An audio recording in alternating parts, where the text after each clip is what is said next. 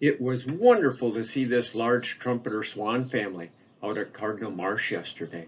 I count 8 cygnets here, out enjoying the evening with their mom and dad.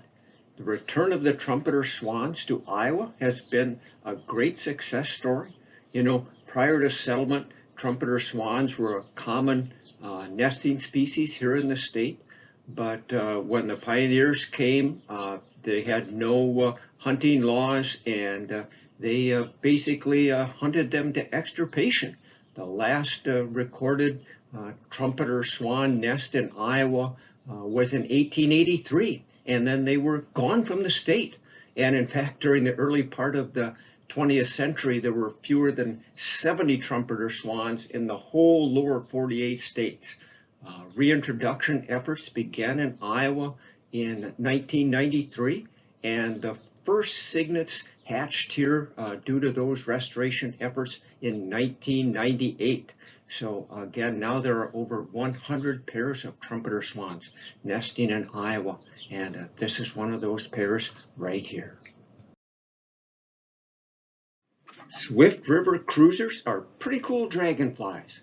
They have long, slender bodies with long, stiff wings that help them attain fast cruising speeds as they fly up and down stream banks.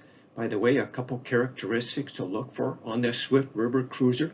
Look at the sharp claws on its legs, and also that bright yellow spot on segment 7. They like to kind of dangle down when they're sitting at rest like this. There are 2 forms of the Swift River cruiser. The northern form, which is often called the Illinois River Cruiser, that's what we see here. And then down south, there's the Georgia River Cruiser. But anyway, look for these Swift River Cruisers along rivers here in the driftless region. They're fairly uncommon. Flight season right now in June. This red raspberry slime mold is a spectacular sight to see.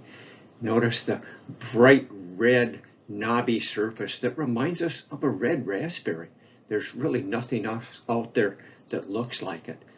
This slime mold is not a fungus, so the red raspberry slime mold creeps across the dead log like an amoeba, basically engulfing any little bacteria, protozoa, plant spores that would be its food.